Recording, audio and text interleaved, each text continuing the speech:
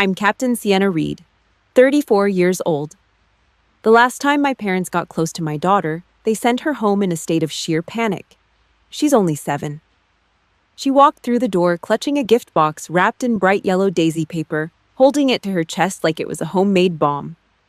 Her eyes were bloodshot, her lower lip trembling. "Grandpa said to give this to you," Lily whispered. "He said, Mommy shouldn't overreact." I knelt down, took the box, and told her to go wash her hands. Then, I sliced the tape. What sat at the bottom of that box forced me to grab my phone and call the police immediately. But the police were just the beginning. What happens in the next 48 hours will expose every secret my parents have buried and force my brother, the golden child, to face the crimes he's ignored for 30 years. Welcome back to Noble Revenge. If you've ever been labeled dramatic for trying to keep your child safe, leave a comment below. Don't forget to subscribe. Now, let me tell you how this trap was set. The kitchen was too quiet. Not the peaceful kind of quiet you get on a Sunday morning, but the heavy, pressurized silence that sits in the air right before an ambush. Lily's footsteps faded as she headed toward the bathroom, leaving me alone with that daisy-covered box on the granite island. The bright yellow paper felt like a slap in the face. It was loud, obnoxious. It was Diane's favorite trick. Wrap the poison in something pretty so that if you scream when you get bitten, you're the one who looks crazy. Don't overreact. My father's voice, filtered through a 7-year-old's innocence, echoed in my head. It was a tactical muzzle. A preemptive strike against my right to be angry. I pulled my tactical folder from my pocket. The blade flicked out with a metallic click that felt more honest than anything my parents had said to me in a decade. I sliced through the tape. The paper groaned as I peeled it back, revealing a plain cardboard box. The smell hit me first. Musty. Stale. The scent of an attic that hadn't seen fresh air since the 90s. I reached inside and pulled out a handful of shredded packing paper. Underneath sat a stack of Polaroids. I went through them one by one. Lily's 3rd birthday, my promotion ceremony, a shot of us at the park last summer. My stomach did a slow, nauseating roll. In every single photo, my face was gone. Diane hadn't ripped them. That would have been too impulsive for her. She had used her embroidery scissors, the ones with the gold handles she kept by her recliner. She had surgically cut around my jawline, my ears, and the crown of my head. She'd removed me from the frame with the precision of a butcher. In one photo, Lily was holding my hand, but her fingers were curled around a jagged, empty hole in the paper. It wasn't just a gift, it was an erasure. A message sent through my daughter. You don't exist in this family anymore. I set the photos down, my fingers cold. My jaw was locked so tight it ached, a familiar tension I'd carried since I was 6 years old. At the very bottom of the box was a canary yellow post-it note. Diane's handwriting was perfect, elegant, slanted cursive that she'd practiced until it looked like a font. You chose to abandon this family, Sienna. We are simply making it official, it read. I felt the pulse in my temple begin to throb. The gaslighting was breathtaking. She was holding the knife, but she was crying about the blood on her shoes. I looked at the box again. There was one more thing inside. Button, I whispered. I reached in and pulled out the old battered teddy bear. I'd had him since I was a toddler. He'd lived through my OCS training, sat in the corner of my barracks in Georgia, and even made it through a tour in Iraq. He was supposed to be a symbol of home.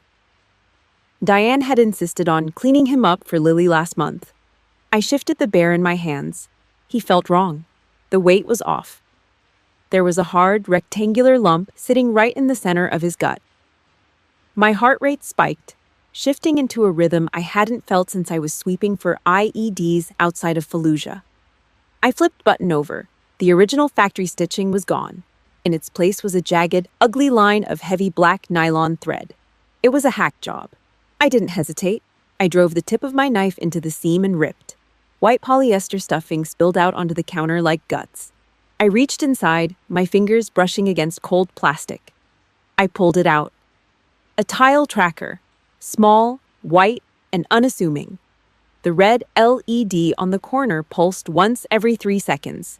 Pulse, pulse, pulse. Diane hadn't just sent a message, she had turned my daughter into a mobile broadcasting station. Every time Matt and I took her to the park, every time we visited a friend, every time we pulled into our own driveway, Diane was watching the little red dot on her phone. She was inside my perimeter. She was in my house. I stared at the tracker. The overreacting label made sense now. They wanted me to find this and stay quiet. They wanted me to be a good daughter and ignore the fact that they were stalking my child. I didn't scream. I didn't cry. My nervous system simply went cold. The captain took over. The mother retreated behind a wall of gray steel. I grabbed a Ziploc bag from the drawer and dropped the tile inside, sealing it tight. I grabbed the photos and the note, shoving them back into the box. This wasn't a family dispute anymore. This was a crime scene. I picked up my phone and dialed a number I knew by heart. It picked up on the second ring. "Rachel," I said. My voice was flat, emotionless. "The perimeter has been breached." There was a pause on the other end. Rachel Torres, my former JAG assistant, didn't ask for details. She knew that tone. "How bad, Captain?"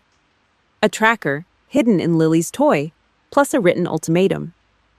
"Jesus," Rachel hissed. "You calling the cops?" "In a minute. First, I need you to pull the standing orders on grandparents' rights in this county." "Diane's going for a custody play. I can feel it." I looked at the shredded bear on the counter. The rot in this family didn't start today. It didn't start with a gift box. It had been festering for 30 years, hidden behind lace curtains and Sunday dinners. "Enemies aren't born, Rachel," I said, staring at the empty jawlines in the photos. "They're trained, and it's time to figure out exactly when the training began." I hung up. I looked toward the bathroom where Lily was humming a song, oblivious to the war that had just been declared in her kitchen. I walked to the window and looked out at the street.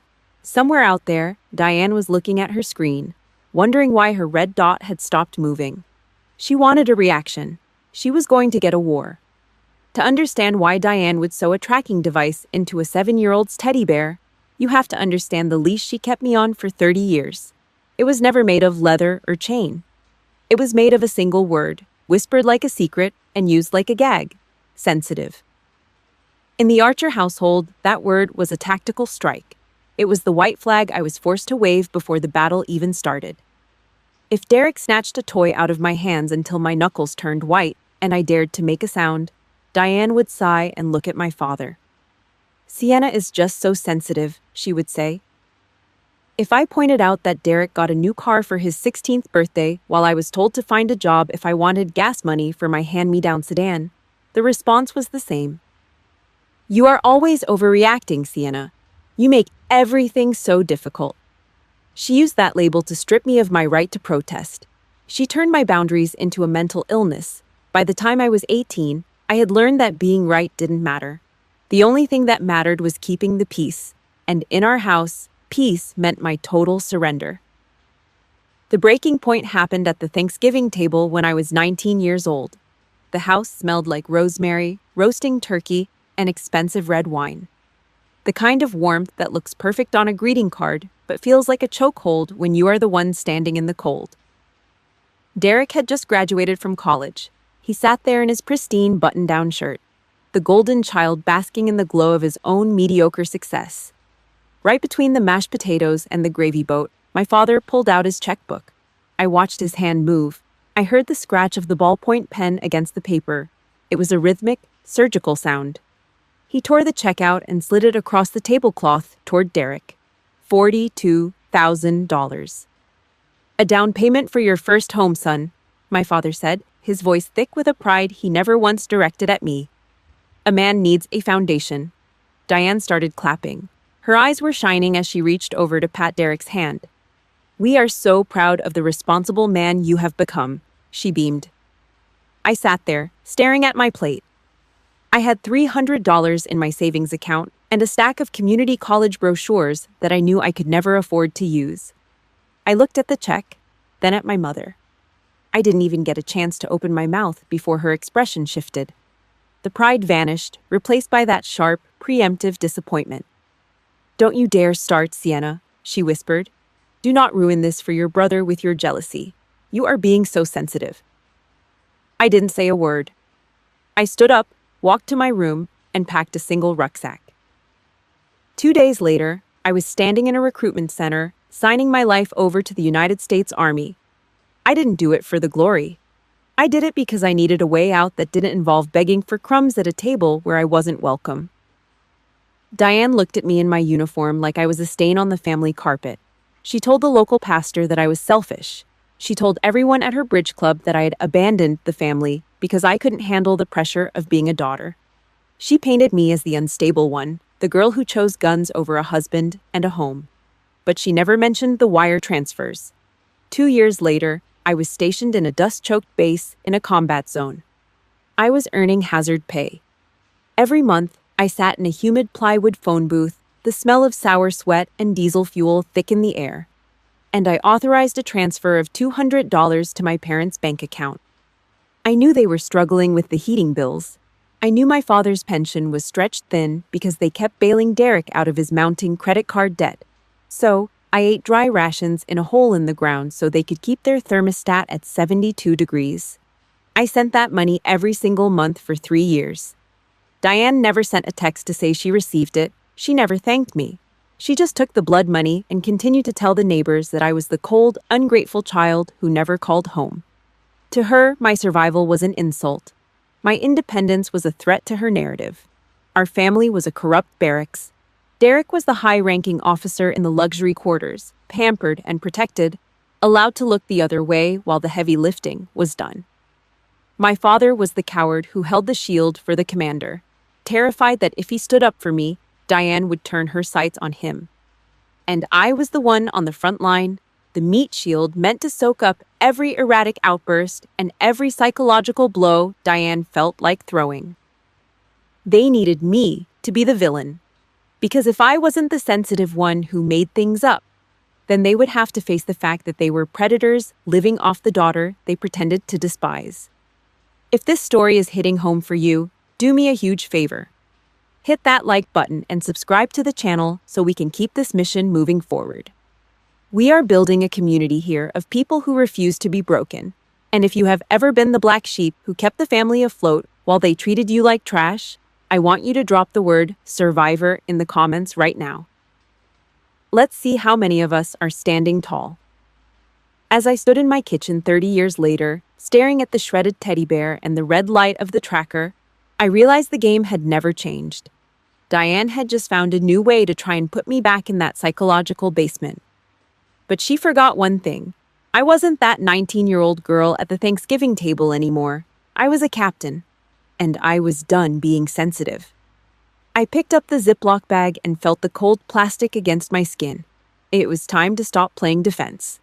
"Matt," I said as my husband walked into the room, his face pale as he looked at the wreckage on the counter. "Pack a bag for Lily. We are leaving." "Where are we going?" he asked, his voice shaking. I looked at the tile tracker one last time before shoving it into my pocket. "To the one place they can't follow us," I replied. "Into the truth." But as we pulled out of the driveway, I saw a black sedan parked 2 houses down. Its headlights were off, but the engine was idling. A thin plume of exhaust rose into the cold night air. Diane wasn't just watching a dot on a screen, she was already here. Matt was 28 when I finally figured out that family didn't have to be a battlefield. He was a systems engineer. A man who looked at the world in terms of logic, blueprints, and transparent data. He grew up in a house that was loud, messy, and brutally honest. If someone was pissed off, they said it. Then they ate burgers in the backyard and moved on. To Matt, Diane's emotional embargo was a foreign language. When we decided on a small backyard wedding instead of the 3-ring circus my mother wanted, Diane went dark. 3 months of absolute silence, no calls, no texts, just a void where a mother was supposed to be. I spent weeks staring at my phone, waiting for a blow that never came. Matt just watched me. He didn't offer platitudes. He didn't tell me to make it right. He just sat on the porch, a beer in his hand, looking at the sunset. "Family shows up, Sienna," he said. His voice was steady, like a bass anchor. "They show up. They don't make demands. If they aren't here, they aren't family. They're just people with your last name." He held my hand, and for a second the static in my head cleared. I thought I'd finally built a perimeter. I thought the war was over. I was wrong. The silence wasn't a retreat. It was a tactical reload. The peace shattered 40 minutes after Lily was born. I hadn't even called Diane. I didn't want her perfume in the room. I didn't want her judgment on the bedsheets. But 40 minutes after I'd finished pushing, the heavy oak door of the maternity ward swung open. The smell hit me first. The sharp, sterile scent of hospital-grade antiseptic was obliterated by a cloud of heavy, expensive floral perfume. It was suffocating. Then came the sound. Click, click, click. Diane's heels hitting the linoleum like a drumbeat of war. I was still hooked up to the IVs. My body was a wreckage of exhaustion and pain. Diane didn't look at me. She didn't ask if I was okay. She didn't even acknowledge Matt, who was standing by the window. She walked straight past my bed. She marched to the clear plastic bassinet where Lily lay wrapped in a striped hospital blanket. Diane reached in and scooped my daughter up before I could even draw breath to protest. "There she is," Diane whispered. She held Lily close to her face, ignoring the nurses, ignoring the mother she'd ignored for months. "There's my girl."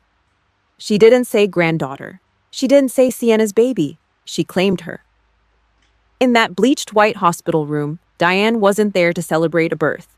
She was there for a reclaim. Lily wasn't a person to her.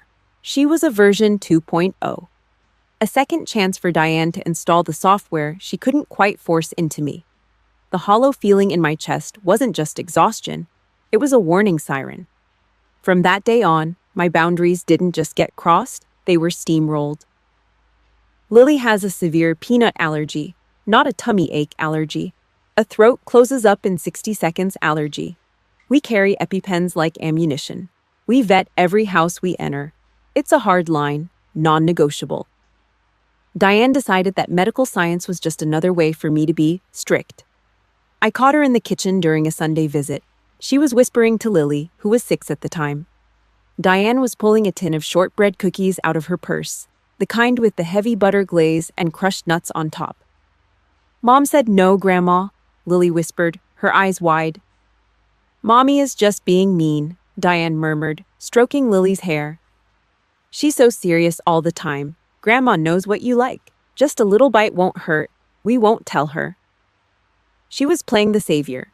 She was building a secret world where I was the villain and she was the only one who understood. She was teaching my daughter that my protection was actually a prison. I stepped into the kitchen, my boots heavy on the tile. Diane didn't flinch. She just tucked the cookies back into her bag with a practiced, casual grace. "We were just talking, Sienna," she said, her voice dripping with artificial sweetness. "Don't be so sensitive." The poison wasn't in the cookies, it was in the words. The full scale of the infection didn't show itself until a month ago. We were driving home from a weekend at my parents' place. Lily was in the back seat, clutching that button bear, the one I now knew had a tile tracker hidden in its gut. The car was warm. The hum of the tires on the asphalt was supposed to be lulling. But Lily was stiff. She wasn't looking out the window at the cows or the trees. She was staring at the back of my head. "Mom!" Her voice was small, thin. "Yeah, baby. Why do you always make Grandma cry?" The air in the car turned to ice. I looked at her in the rearview mirror. Her face was pale, her little fingers twisting the fur on the bear's arm. "Grandma says you're always mad at her," Lily continued. "She says you don't love her as much as she loves us.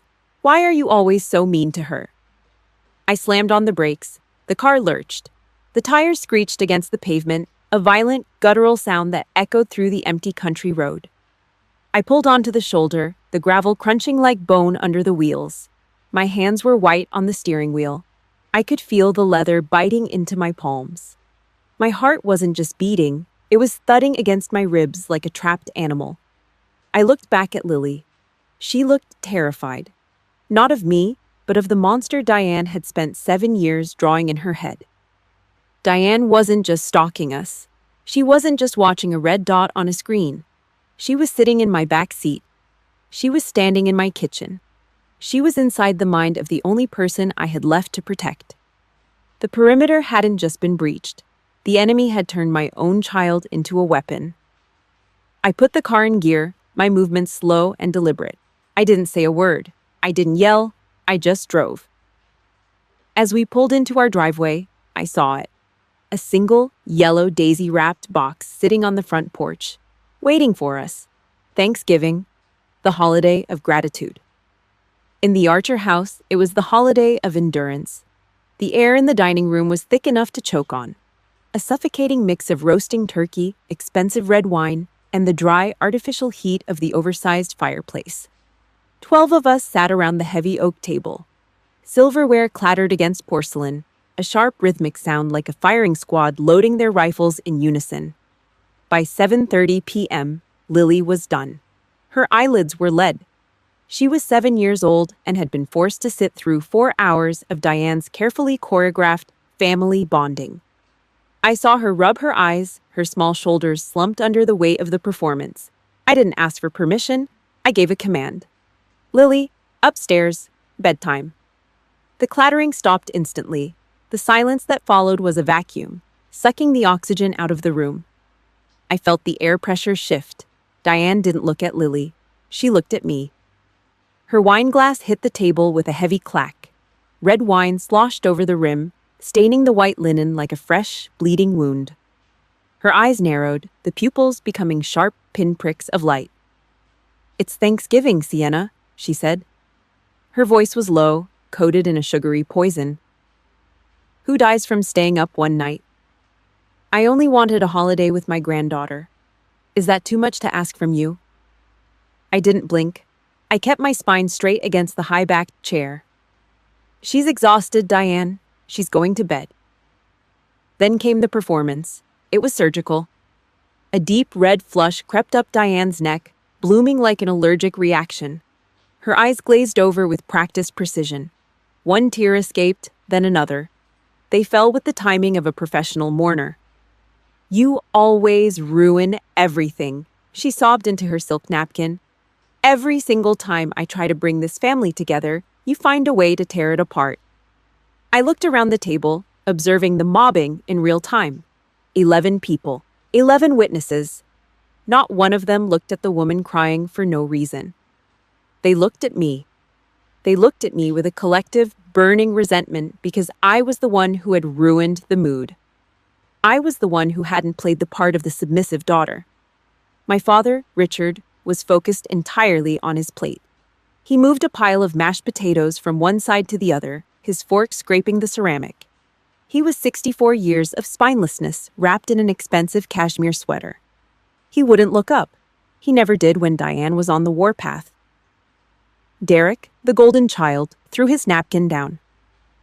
It hit the table like a white flag of surrender to Diane's insanity. He glared at me, his face twisted in a sneer that mirrored our mother's perfectly. "Jesus, Sienna," he snapped, his voice sharp with irritation. "Why do you always have to be the center of attention?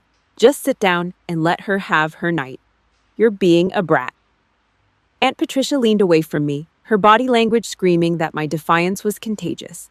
Not one person spoke up. No one mentioned that Lily was literally falling asleep in her chair. No one mentioned that Diane was throwing a tantrum simply because she had lost control of the schedule for 5 minutes. In the desert, I had stood in the path of fire for the people in my unit. I had bled for soldiers who were strangers 6 months prior. But here, at this table, surrounded by the people who shared my DNA, I was completely alone. I was the sacrificial lamb meant to be slaughtered so they could finish their pumpkin pie in peace. My father finally cleared his throat, a deep, gravelly sound that usually meant he was about to deliver a verdict. "Sienna," he said, his voice flat and authoritative, "show some respect for your mother. Sit back down." That was the limit. The final perimeter had been breached. "We're leaving," I said. I stood up. The legs of my chair groaned against the hardwood floor. a long, agonizing shriek that cut through Diane's sobbing.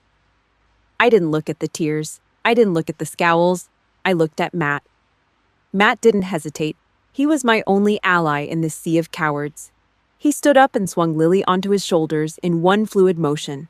She was already half asleep, her head dropping onto his neck. I grabbed my purse and my coat. Diane's sobbing stopped instantly. It was replaced by a shrill, piercing scream that echoed in the hallway. "Fine, go, just like always," she shrieked. "You always steal everything from me. You take my son, you take my granddaughter, you take my life." We walked toward the door, leaving behind a room full of people who valued a fake peace over the safety of a child. The door slammed behind us, a heavy final thud that felt like a liberation. But a narcissist never lets the prey escape that easily. The next morning, I sent a single text to the family group chat vowing to protect our boundaries. The response was a 5-day blackout, a tactical silence meant to make me crawl back and apologize. When I didn't, the war went public.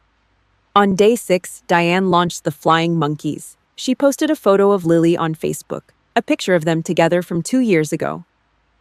Lily looked happy, Diane looked like a saint. The caption read, "Praying for the children who are kept from the hearts that love them. Family is a gift, even when some choose to throw it away. Pray for my daughter, she's lost her way." The comments flooded in from neighbors and church members. "So sorry, Diane. God sees your heart." Then, at 8 p.m., my phone buzzed. A name popped up that made my stomach turn. Pastor Jim Hollis. He was the peacekeeper Diane had manipulated for years. I picked up the phone. I didn't say hello, I just waited. "Sienna." The pastor's voice was warm, practiced, and utterly hollow. "I've been talking to your mother. She's in a lot of pain. Don't you think it's time we talked about forgiveness?" I looked at the bedroom door where Lily was safe. "Forgiveness, Pastor?" I whispered. "Or surrender?" 3 hours. That is how long the tile tracker sat on my kitchen island after I ripped it out of Lily's bear. It sat in a Ziploc bag, its red LED pulsing like the heartbeat of a snitch. Matt was pacing the linoleum, his boots echoing the frantic rhythm of his breathing. I didn't pace. I sat at the table, back straight, eyes locked on the front door. My military training had stripped away the urge to fidget. In a combat zone, you don't move until you have a target. The doorbell rang at 11:14 p.m. It wasn't the police. It was a sharp, insistent sound that cut through the hum of the refrigerator. Matt reached for the door handle, his knuckles white, but I raised a hand. I checked the monitor. It was Derek. The golden child looked like a man who had just crawled out of a car wreck. His expensive button-down was wrinkled. His hair, usually gelled into a corporate-approved helmet, was a mess. Sweat beaded on his upper lip, glistening under the porch light. When I opened the door, he didn't say hello. He didn't ask to come in. He walked straight to the kitchen island, saw the tracker in the bag, and nearly collapsed. "She actually did it," he whispered. His voice was a dry rasp.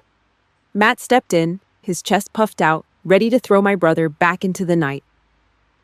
I put my arm out. My tactical instincts told me Derek wasn't here to play messenger for Diane. He was carrying something. A man doesn't look that broken unless he's carrying the weight of a guilty conscience. Derek reached into his coat and pulled out a manila folder. It was stained with coffee and worn at the edges. He slammed it onto the table. The sound was heavy. Final. "Everything is in there," Derek said. "The emails, the lawyer's notes, the draft for the custody suit." I opened the folder. My hands were steady, even as the first page burned my eyes. It was a list of evidence typed out in Diane's perfect slanted font. She had been building a case to take Lily away from us for months. Sienna is frequently absent due to deployments. Sienna exhibits signs of psychological instability stemming from her military environment. Sienna's rigid discipline is a form of emotional abuse. I stared at the words. She was using my service, the medals I'd bled for, the years I'd spent in the dirt, as a weapon to prove I was unfit to be a mother. She had turned my pride into a cage. I flipped to the last page, This was the indictment. It was a draft for a false affidavit.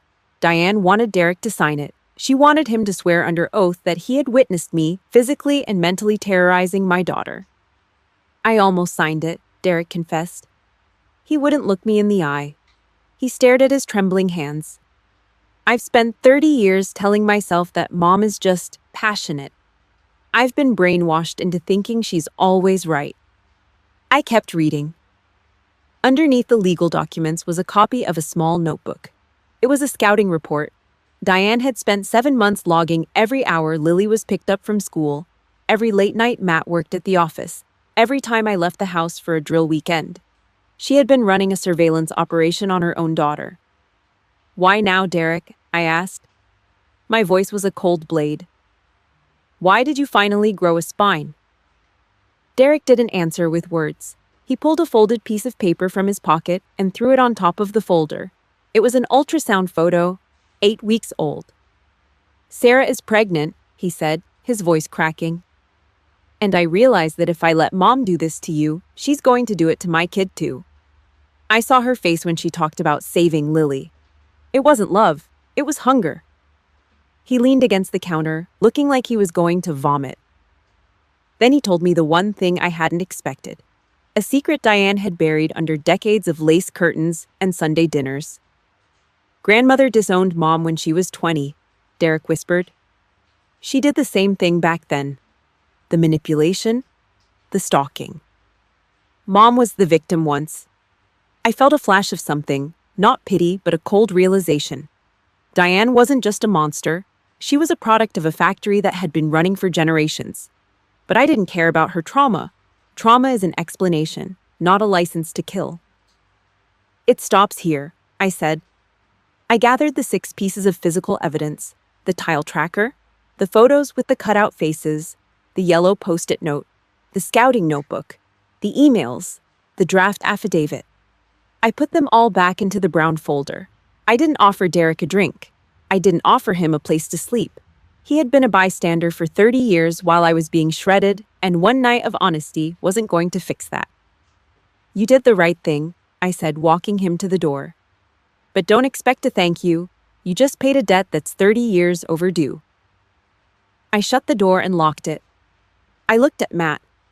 He was standing by the kitchen island, staring at the ultrasound photo Derek had left behind. What now? Matt asked. I grabbed my phone and dialed Rachel again. I looked at the brown folder, my mind already calculating the blast radius. Diane thought she was the only one who knew how to run a campaign. She thought she was the only one who could mobilize an army. Rachel, I said when she picked up, I have the intel, all of it. Tell the lawyer we aren't filing for a restraining order anymore. Then what are we doing, Captain? I looked at the red light on the tile tracker, pulsing one last time before I cut the power. We're going to trial, I said, and I'm going to make sure that for the rest of her life, the only person Diane Archer gets to manipulate is her cellmate. I hung up and started marking the calendar. The war was no longer in my kitchen. It was moving to the courthouse. 4:12 p.m. The sun was still high over the suburbs, but the world in my living room went cold the second the process server knocked on the door. He didn't say much, just handed over the papers and walked back to his beat-up sedan. The temporary restraining order was officially served. The legal fence was up. And as I expected, Diane responded by trying to burn the whole forest down. The acoustic terrorism started 3 minutes later. My phone didn't just ring, it shrieked. It buzzed against the marble countertop with a violent, mechanical persistence. I didn't pick up. I sat there, back straight as a rebar, hands folded over my knees, and watched the screen light up over and over. First, it was my father. He didn't leave a message of concern. He left a grenade. His voice on the machine was thick with that shaky, performative grief Diane had perfected over 40 years. Your mother is sobbing on the kitchen floor, Sienna. Richard's voice cracked. She can't breathe. She can't eat. Is this what you wanted? Are you happy now? I didn't flinch. I watched the dust motes dancing in a sliver of afternoon light. Then the digital smear campaign went live. Diane didn't wait for a court date to play judge. She went straight to Facebook. She posted a grainy photo of her wedding day, the one where she looked like a saint in white lace. The caption was a masterclass in narcissistic martyrdom. When your own flesh and blood treats you like a criminal for the crime of loving too much, God sees the heart. Pray for my daughter. She has truly lost her way. The scorched earth policy had begun. She was burning my reputation to heat her own house. By the next morning, the flying monkeys were in full flight. These were the puppets Diane had spent years grooming with her pies and her soft-spoken lies. Pastor Jim Hollis didn't call me. He cornered Matt in the parking lot of his office. He stood by Matt's truck, leaning in with that hollow, pastoral smile, talking about reconciliation and honoring thy mother. Matt just climbed into his cab and shut the door. He's a good man. He didn't argue. He just drove away while the pastor stood there, looking like a man who had missed his bus. Then came Aunt Patricia. She didn't call either. She jammed, she shoved an anonymous letter through the mail slot. No return address. Just a single sheet of lined paper that smelled faintly of mothballs and cheap peppermint. "How do you sleep at night?" it asked in shaky, jagged handwriting. I didn't throw it away. I put it in the Ziploc bag with the tile tracker. Evidence. Every piece of hate was just another brick in the wall I was building. But Diane wasn't satisfied with the adults. She went for the perimeter. Rachel called me at noon, her voice tight with professional fury. She tried to get to Lily at the school gates, Captain. She was dropping off a sweater she claimed Lily forgot. The school security flagged her because of the TRO fax I sent this morning. She made a scene, crying, screaming that we were kidnappers.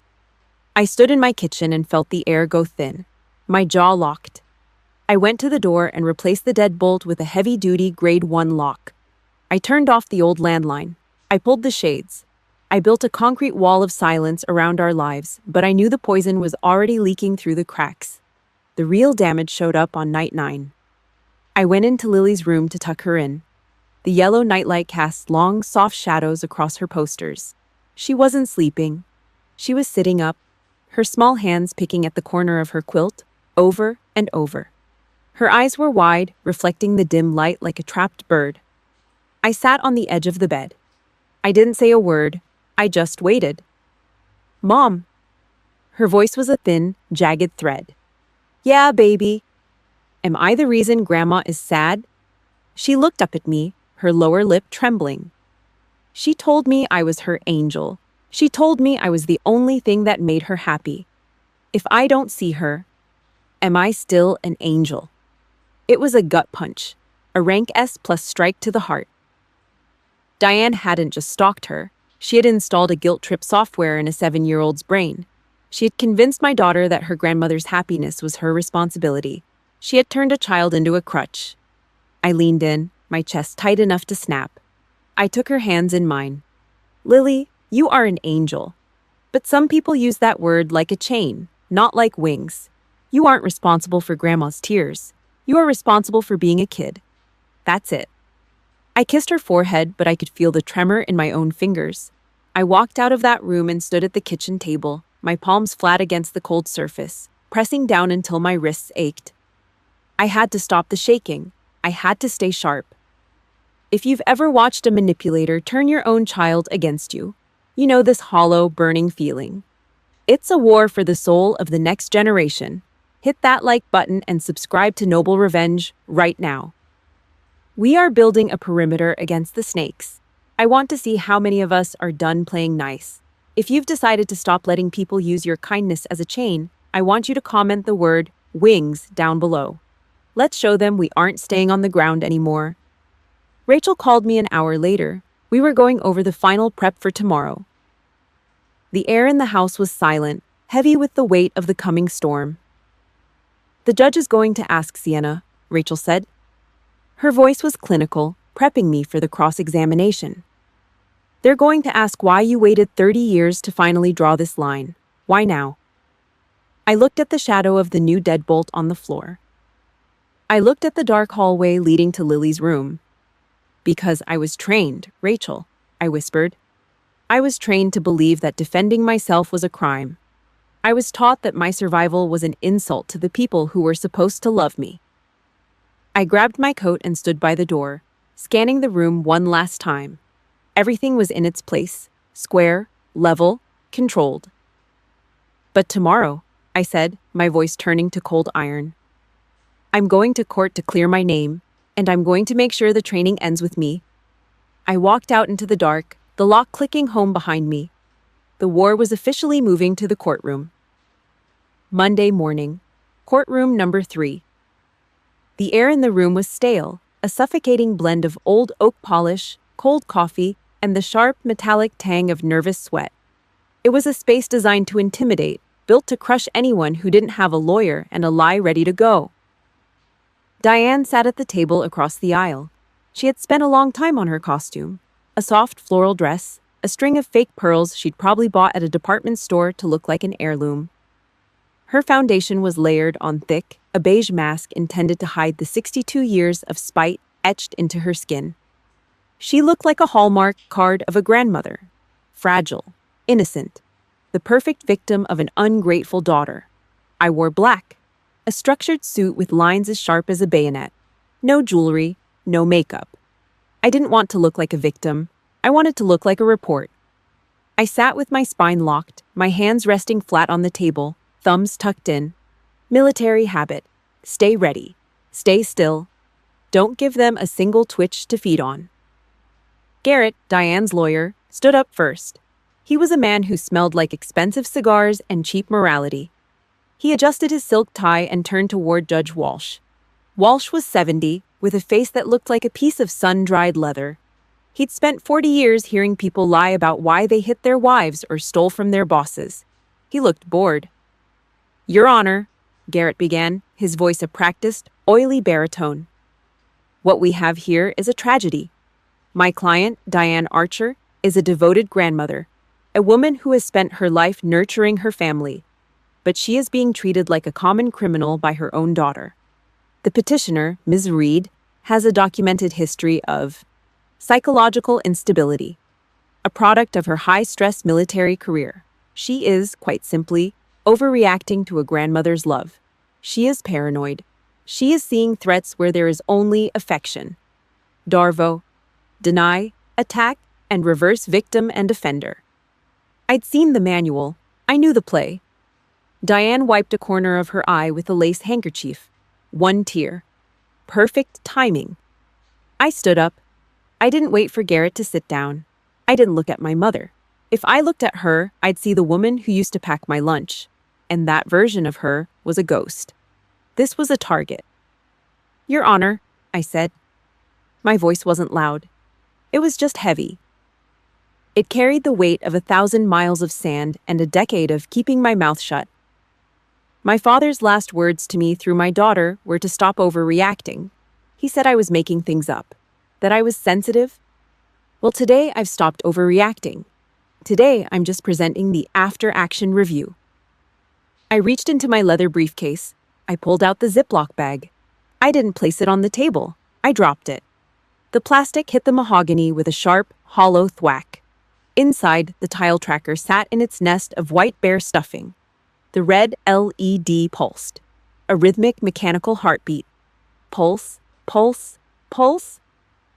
"This was found inside my 7-year-old daughter's chest," I said. "Sutured into her teddy bear with industrial-grade nylon thread. My mother put it there. She wanted to know where my daughter slept. She wanted to know which grocery store we used. She wanted to know when we left the house so she could find the right moment to intervene." Judge Walsh leaned forward. The boredom in his eyes vanished, replaced by a cold, sharp curiosity. He looked at the tracker. He looked at the blinking red light. I didn't stop. I pulled out the stack of Polaroids. I fanned them out on the table like a deck of cards. "These were sent to my home," I continued. My voice was a flat, even drone. A tactical briefing. "Photos of my daughter's life. Every single one has my face surgically removed with embroidery scissors. My mother wanted me to know that in her world, I am already dead. I am a hole in the paper." The court reporter's fingers flew over the keys. Tap, tap, tap, tap. The only sound in the room besides Diane's sudden, shaky intake of breath. I reached for the last item. The scouting notebook. The one Diane had used to log our lives for 7 months. This is a surveillance log, I told the judge. It contains our work schedules, our daughter's school pickup times, the license plate numbers of our friends. This isn't love, Your Honor. This is a reconnaissance mission. This is a predator marking her territory. I looked at Diane. For the first time in 30 years, the power dynamic shifted. I saw it in the way her jaw dropped. I saw it in the way the beige foundation on her forehead began to crack as she sweated. She wasn't the commander anymore. She was a witness who had been caught in a lie. Garrett tried to object, his voice high and frantic. Your Honor, this is unverified. Sit down, Mr. Garrett, Walsh barked. He didn't look at the lawyer. He was staring at the notebook.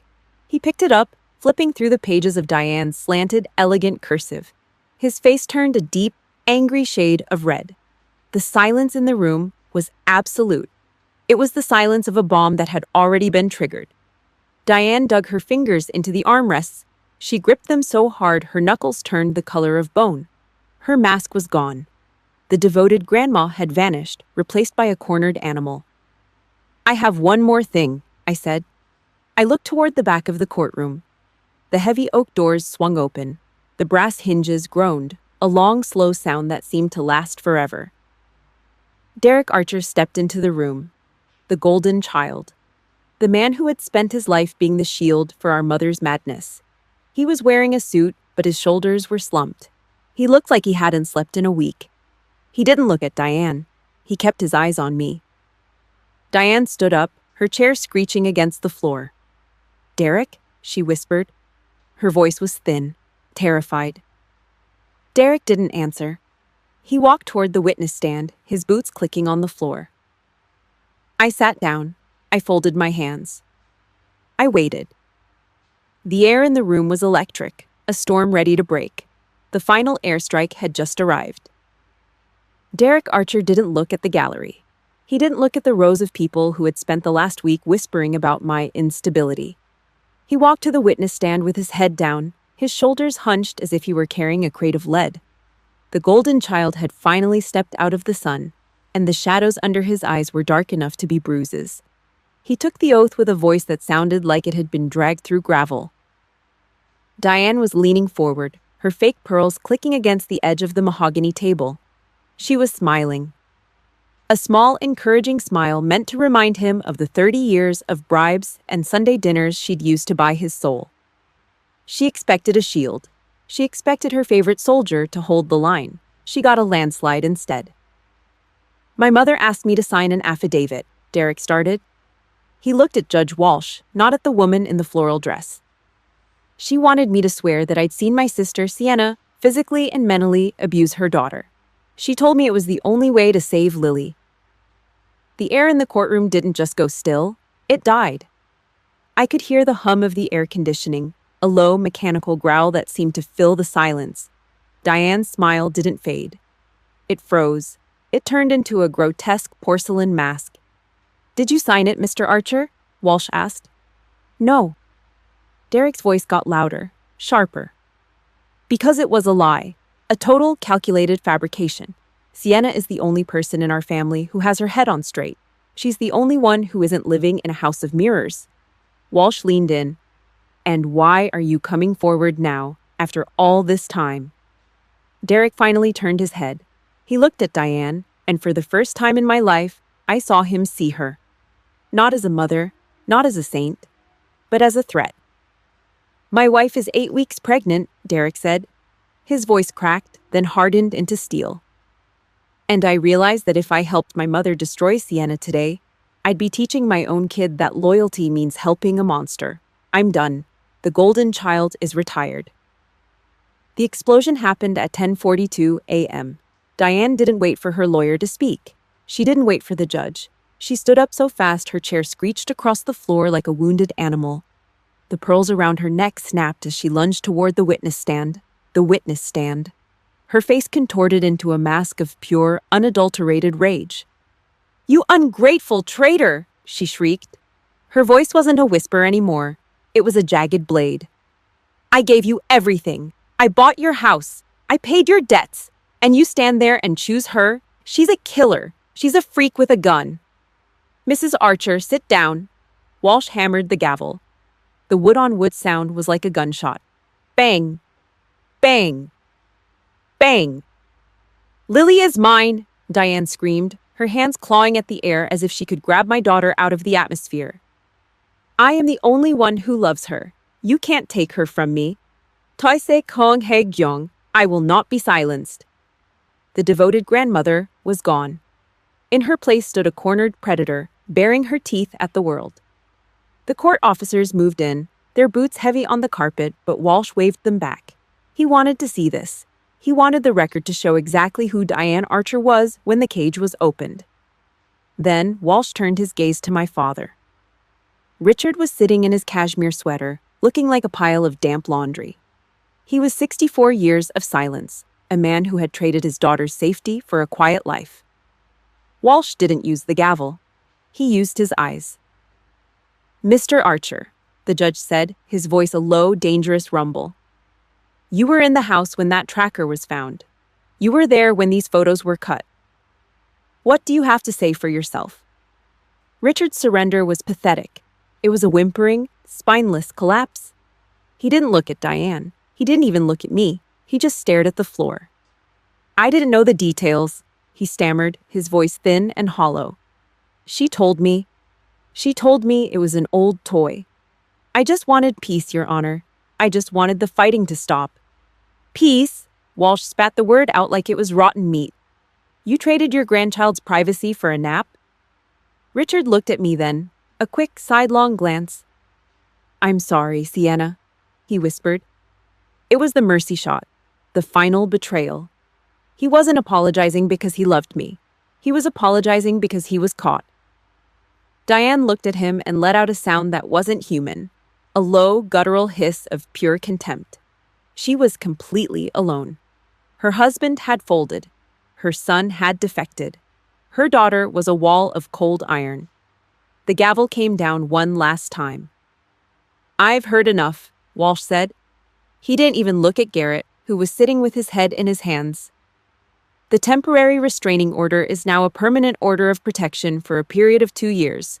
Diane and Richard Archer are barred from any contact with Sienna Reid, Matt Reid, or Lily Reid. Physical, digital, or through third parties.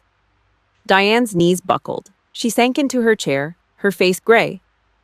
But we aren't done, Walsh continued. His voice was clinical. Based on the evidence and the behavior displayed in this courtroom today, I am ordering a mandatory psychological evaluation for Diane Archer. The results will determine if further criminal charges for stalking and harassment are warranted. Diane's voice choked. A small strangled sob escaped her throat. The tyrant had been stripped of her army, her crown, and her lies. She was just an old woman in a floral dress, waiting for a doctor to tell her what everyone in the room already knew. I stood up. I didn't feel happy. I didn't feel victorious. I just felt clean.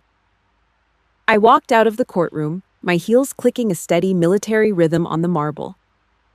I didn't look back at the wreckage. I didn't look at my mother's tears. As I reached the heavy oak doors, Derek caught up to me. He was trembling. Is it over? He asked.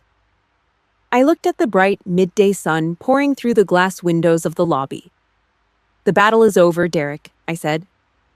But the reconstruction starts now. I walked out into the heat, the sound of the court door closing behind me with a heavy final thud. But as I reached my car, I saw a familiar yellow envelope tucked under my windshield wiper. Diane was in court. Richard was in court. So who left the note? 3 weeks.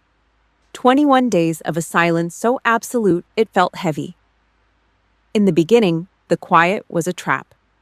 I found myself checking the new Ring cameras every 10 minutes, waiting for a floral print dress to appear on the sidewalk or for a heavy-duty SUV to idle too long at the curb. I slept with my phone on the nightstand, but the screen stayed dark. No shriek of a ringtone, no vibrating terror at 2 a.m. The war hadn't just ended. The enemy had vanished into the smoke. The house felt different. It didn't feel like a target anymore. It felt like a home. I spent the first week scrubbing the floors with bleach and lemon oil, trying to strip the scent of Diane's perfume out of the carpets. I worked until my hands were raw and my back ached, a familiar physical grind that kept the ghosts at bay. I stood straight even when I was alone in the kitchen, a habit from the sand. I scanned the rooms, not for threats, but for clutter. Anything that carried her touch had to go. The flying monkeys had retreated back into the brush. Aunt Patricia had stopped sending her jagged little notes. Word got back through Matt's office that she was telling people Diane was taking a break for her health. A tactical retreat. The neighborhood gossip mill had moved on to a local zoning dispute. We were no longer the lead story. Richard's letter arrived on a Tuesday. It was a plain white envelope, no return address. Inside was a single sheet of lined paper. His handwriting was shaky, the loops of his letters trailing off as if he'd lost his breath mid-sentence. He was in treatment, he said. He was seeing a shrink. I should have done this 40 years ago, he wrote. I'm sorry, Sienna. I'm so sorry. I didn't cry. I didn't feel the surge of forgiveness he was probably fishing for. I just felt a cold, hollow space where a father should have been. It was too little, and it was decades late. I folded the paper into a precise, sharp-edged square and dropped it into the junk drawer next to the spare batteries and the broken rubber bands. Richard wasn't a monster. He was just a man who had chosen a quiet life over his daughter's safety. And in my world, that was a debt no apology could settle. Diane was a ghost. The mandatory psychological evaluation had been the final airstrike. According to the legal updates from Rachel, Diane had gone into a full-scale collapse when the doctors started asking about her mother. The tyrant was now a patient. She was silent because her weapons had been confiscated. She was powerless because she was no longer the one telling the story. I went to the backyard and dragged the big rolling trash can to the edge of the driveway. I spent the afternoon clearing the perimeter. I went through Lily's closet and pulled out every lace dress, every itchy sweater, and every pair of patent leather shoes Diane had ever bought. I didn't donate them. I didn't want another child carrying that weight. I threw them into the black plastic bag and listened to the dull thud as they hit the bottom of the bin. Then came the bear. Button sat on the kitchen counter, its glass eyes staring at nothing. I had already removed the tile tracker, but the bear still felt wrong. It felt like a recording device, even without the wires. I didn't hesitate. I dropped it into a heavy-duty freezer bag, zipped it shut, and tossed it into the dumpster. I watched the lid slam shut. Thud. The snitch was gone. I drove to a local toy store that evening. No lace, no department store history. I bought a bear that was plain, soft, and smelled like nothing but clean cotton. Lily named him Cloud. He's soft, Mom, she said, squeezing the new toy as she sat on the rug in the living room. He doesn't have any hard parts inside. I watched her for a long time. She was drawing a picture of our house. She used a bright yellow crayon for the sun and a thick green one for the grass. There were no fences in her drawing, no holes in the paper where faces used to be. She looked up at me, her eyes clear, the shadow of the last 9 months finally lifting from her face. Mom? She asked. Yeah, baby. I'm glad you're not the sensitive one anymore. The words hit me harder than the gavel. They weren't an insult. They were an observation. For 7 years, she had watched me swallow my words. She had watched me shake while Diane called me unstable and fragile. She had seen me take the hits and call it family peace. But she had also seen me stand up in that courtroom. She had seen me draw the line in the dirt. I leaned down and kissed the top of her head. I was never sensitive, Lily, I whispered. I was just waiting for the right moment to stop being a target. I walked to the kitchen and looked at the new security monitor. 4 clear angles of the yard. The perimeter was secure, the locks were heavy, the phone was silent. They spent 34 years telling me I was overreacting. They used that word like a pair of handcuffs, a way to make me doubt my own eyes. But here was the truth. People who call you crazy for protecting yourself are usually the ones who benefit from you being defenseless. People who tell you not to react are the ones who are counting on your silence to keep their secrets safe. The campaign was over. The recon was done. I sat down at the table and opened my laptop to start the paperwork for Lily's school transfer. For the first time in my life, I wasn't looking over my shoulder. I wasn't waiting for the next blow. I looked at the drawing Lily had left on the table. A house with a solid roof and a sun that actually reached the ground. The war was won. The perimeter was safe. And for the first time, the silence didn't feel like a trap. It felt like a beginning. I reached for my coffee, my hand perfectly steady. The reconstruction had officially begun. The steam rose from my black coffee in a steady silver ribbon. I sat on the porch, my back against the cedar siding, watching the sun pull itself over the horizon. It's been a year since courtroom number 3. 365 days since a judge's gavel officially severed the cord. The permanent order of protection is just a stack of legal bond papers sitting in a file cabinet. But the piece it bought is carved into the very foundation of this house. I still have the dreams sometimes. I call them phantom ringtones.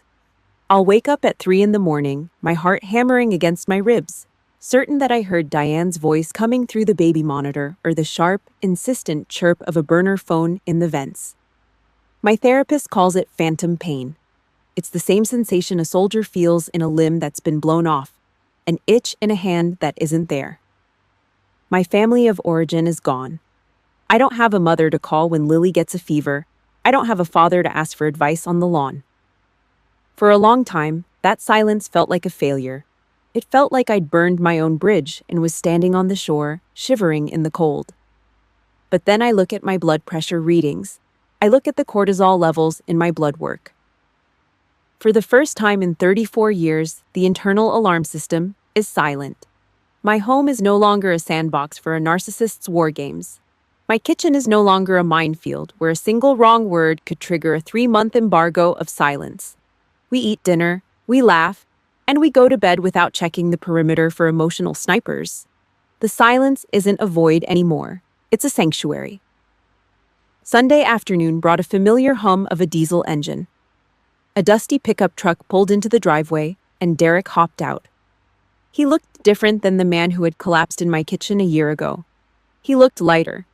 He was carrying Lucas, his 6-month-old son, propped against his hip like a shield. Derek had paid a high price for his defection.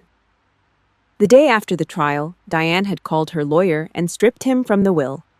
Every cent of the inheritance, the house, the legacy he'd been promised his whole life, gone. He'd been officially unpersoned. We sat on the porch steps, the wood still warm from the afternoon sun, and cracked open 2 cold beers. The pissish of the can's opening was the only sound for a long minute. We watched Lily in the backyard, showing Lucas how to pick dandelions. "I lost the house," Derek said, taking a long pull of his lager. He looked out at the trees, his eyes clear and steady. "I lost the $400,000 safety net. Mom sent me a letter through a third party saying I was dead to her. It was written in that perfect cursive she uses for Christmas cards." I looked at him, seeing the ghost of the boy who used to hide in his room while Diane screamed at me. "Do you regret it?" "Regret it?" Derek let out a short, dry laugh. He looked down at Lucas, who was reaching for the condensation on the beer can. "I bought his freedom, Sienna. I traded an old house full of secrets for a son who will never have to wonder if my love has strings attached. I traded a check for his soul. It's the best deal I ever made." We are the cycle breakers. It's a gritty, exhausting title. It means we are the ones who chose to take the hit so the poison stops with us. We took the trauma of 3 generations and buried it in a courtroom in the suburbs. We are the firewall. I looked at Lily. She's 8 now. She was running through the grass, her knees stained with mud and her hair a tangled mess of wind and play. Diane would have had a stroke seeing her like that. Diane would have spent an hour scrubbing her skin and telling her that little ladies don't get dirty. But Lily didn't look at me for permission to exist. When she didn't want to play a game, she stood her ground. She crossed her arms, looked Matt right in the eye, and said, "No, I don't want to do that." Matt didn't yell. He didn't call her sensitive or dramatic. He just nodded and asked what she'd rather do instead. That is the legacy I'm leaving her. Not a trust fund. Not a collection of fake pearls and hollow traditions. I'm giving her the right to her own voice. I'm teaching her that no is a complete sentence. I'm ensuring that she will never have to spend 30 years wondering if she's overreacting for wanting to be safe. That autonomy is worth more than any $42,000 check Diane ever dangled over my head. The wind blew through the oaks, a soft, cooling breeze that didn't carry the scent of heavy floral perfume. The perimeter was secure. The war was over. I finished my coffee. The cup was empty, but my heart was full. I stood up, stretched my back, and walked down into the grass to join my family. The reconstruction was complete. The future was finally ours. Thanks for standing with me in this after-action review. I'll see you at the next perimeter.